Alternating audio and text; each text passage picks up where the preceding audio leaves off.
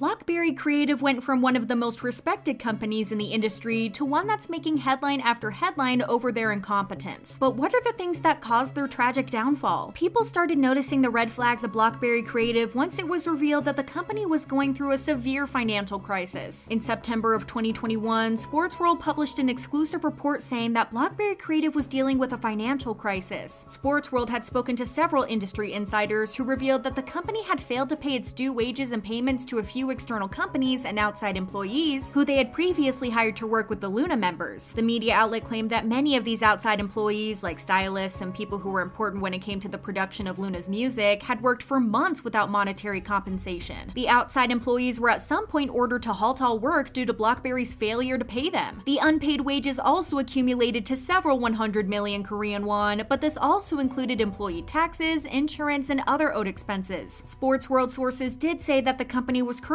working on fixing everything up, but they said that it wouldn't be easy for BlockBerry to get back on its feet soon. When the news broke out, netizens weren't surprised in the slightest about the revelation. Ever since BlockBerry Creative lost 3.5 billion won in the investment lawsuit against Donuts, the company's financial troubles were known by basically everyone. Adding on to that the agency paid millions of dollars for Luna's pre-debut project, which lasted 18 months, knowing that there was no real way for them to get their money back since the group hadn't even debuted yet and sales of the solo albums could barely cover anything. A fan of the group wrote, "They have a video team, but they make the members edit their own videos. The group has been promoted for 3 to 4 years and they've still yet to be paid. Sue is currently out there on her feet doing her best to get the group's name out there while the company heads are out playing golf." A few days after Sports World report, Kim Hwa-young, Luna's choreographer, spoke up about not being paid a single cent by the company for the work that she did. She posted a screenshot of an article about BlockBerry Creative's financial situation and wrote, "Please check the fund report and deposit the fees, please." She also said that she kept working with the company because of the Luna members who were diligent workers. The choreographer also stated that she wasn't paid even before the promotions for Luna's Paint the Town, but she worked on the choreography because the company had promised to pay her in August or September. She concluded her caption by saying, "Let's not make things complicated. Please deposit the payment starting from the choreography for the past Japan promotions." Amidst the whole situation, fans called back to an episode of World Is You One Chu, which was released on September 17th. When Chu was asked, "What are you okay with paying for these days?" she responded with, "No, not yet," and smiled. Since Chu was active in various activities like solo advertisements, variety shows, and her YouTube channel, the revelation that she hadn't been paid despite being so busy was shocking. In June of 2022, it was reported that Chu had filed a lawsuit against the company to terminate her contract since she wasn't getting any payment for her advertisements and was also getting a lot of schedules to the point that she was overworked. BlockBerry Creative then had to come out and deny any rumors regarding the lawsuit, saying that they were groundless, but it didn't end there. Chu openly spoke about not getting paid by the company, making fans even more worried. When Chu appeared on an episode of Dr. O's Golden Clinic in October 2022, where she opened up about her binge eating disorder, she said that she used to eat excessive amounts of extremely spicy food, which had caused her to go to the ER multiple times. When she was explaining her eating habits, Chu also shared that she wasn't paid all that much in 2021. According to her, the reason she started to binge eat was because she simply didn't have enough money to eat what she wanted. She said, "To be honest, I didn't make any income last year. Even when I wanted to eat different things, it would cost too much, and that became stressful for me. What I decided to do instead is order one big spicy meal and eat it all in one sitting." Fans were outraged at the revelation, accusing BlockBerry Creative of overworking Chu and then ripping her off, wondering how she wasn't paid a single cent despite all of her endorsements and shows that she had been on. A second Luna member had also revealed the lack of income that she had received during the years the group was active. In September of 2022, when Yeoljin was chatting with fans on Fab, she was asked whether she was rich or not. Yeoljin answered that she wasn't because she hadn't received any money from the company ever since Luna made their debut. The group debuted with the song Hi Hi in August of 2018, even though the group had been releasing songs ever since early 2016, which means that the Luna girls have been working hard for 6 years and under bad conditions without getting paid a single cent for it. Idols not getting paid for their work for the first few years of their career is pretty normal in the industry, but they weren't getting income for 6 years even though that they had worked through injuries and illnesses and constant mistreatment from the company. Speaking of mistreatment, nobody knows just how bad BlockBerry Creative is at treating their artists better than Chu, who has been a public victim of their carelessness. Ever since she started getting more popular and getting booked to more schedules, it seemed like BlockBerry Creative were no longer able to manage her properly. Add to that the fact that she had sued the company probably made them petty, so they slowly started removing her from group schedules. She was absent from the Luna the World concerts in Seoul due to conflicting schedules, which fans were devastated about. She also didn't didn't participate in Luna's Japanese second single Luminous and Luna's first concert Luna the World in Tokyo due to predetermined personal schedules. This further confused fans who were puzzled at how the company was insisting that Chu was still a member and yet she was absent from every single activity. The fact that Luna were overworked was also emphasized during their first world tour. 2022 had been pretty busy for them in general. They had the Lunaverse concert, were participating in Queendom, had multiple comebacks including a Japanese one, and the tour seemed to be the straw that broke the camel's back. Chu was announced to be absent, to no one's surprise, and Chetty also had to take a break and rest for the European leg of the tour due to health problems. She hadn't been feeling well even before the tour started, and the packed schedule didn't help in the slightest. Kicking the tour off in North America, the members had to perform almost every day before moving to Europe and Japan with little to no time to rest in between the shows. They had schedules even on the days that they were supposed to rest, as they showed up to KCON LA performing only with 10 members present. Hustle was also seen with a shoulder strap due to her shoulder pain that came because she was performing non-stop. Yeoljin also collapsed on stage during Luna's show in Mexico City due to the high altitude, but also from lack of rest. Now, considering all this, we'd think that Chu was getting treated any better, but that wasn't the case whatsoever. On top of the fact that she wasn't getting paid whatsoever, Chu was also dealing with other mistreatments from the company side. Not only was she running from schedule to schedule, but she also wasn't getting support from the agency in any way. A fan site master of Chu especially pointed out the way that the company was treating her, or rather mistreating her. The fan site master said that Chu hadn't been accompanied by a manager to her solo schedules since May, and because of this, she had been taking taxis to all of her schedules and carrying her own luggage. The fan site clarified that the manager hadn't been busy, the company simply just didn't care about Chu. They also said that on the day Luna had filmed for Weekly Idol, the other members left work in the company van while Chu had to take a taxi, and said that this had happened every single time Chu had individual schedules. The hair and makeup expenses were also all paid by Chu herself. Fans were suspecting that the company and Chu didn't have the best relationship because of the lawsuit and all the rumors that she would be leaving the company, but they at least were expecting Chu to be taken care of. Hell broke loose once BlockBerry Creative announced that Chu had been removed from the group, but the reason why shocked the public to the core. In the statement the agency posted on November 25th, they claimed that Chu had been mistreating staff and used hurtful language towards staff. They also said that this had been going on for some time, but the company and the Luna members refrained from saying anything about it. Despite the fact that BlockBerry Creative made serious accusations, they didn't provide any evidence to support them. You can guess that this blew up in their faces spectacularly. Not only did the fans not believe anything that the agency claimed, but the supposed mistreated staff and basically everyone in the industry came to her defense. Everyone from fellow Luna member Hyunjin, photographers, writers, and staff from various recordings, brands, and even Sunmi herself came to Chu's defense, sharing their lovely experiences with her and calling the company's claims ridiculous. A person claiming to be a BlockBerry Creative employee also shared the constant mistreatment the employees and members had gone through because of them. They wrote a string of tweets saying that they had forced the members to perform when they were sick, coming to a point when they were constantly vomiting. The alleged former employee also said that the staff members were made to work long hours, that the male staff would go to work drunk, and that the young trainees were lashed and screamed at. The members were also reportedly blamed for the financial troubles the company went through, and the higher-ups even allegedly manipulated a female staff member into working extra hours, making her late to her own deceased sister's funeral. With all this, it came as no surprise when it was reported that 9 Luna members had filed an injunction to terminate their contracts with the company, despite the fact that they claimed that the members were aware of Chu's alleged mistreatment. BlockBerry Creative denied the claims, but we've seen that they have a tendency to deny everything, whether it's true or not. In response to people asking about proof, they also claimed that it falls on Chu and the staff members involved to provide the proof, even though that they were the ones who made the accusations. But with more people speaking up, who knows who else will reveal BlockBerry's dirty laundry, especially since Chu said that her side of the story will come out very soon. Since their only source of income seems to be Luna, with the members gone and their reputation getting tarnished beyond fixing, BlockBerry Creative will go under sooner than we thought. Share your thoughts in the comments. Thanks for watching. Bye!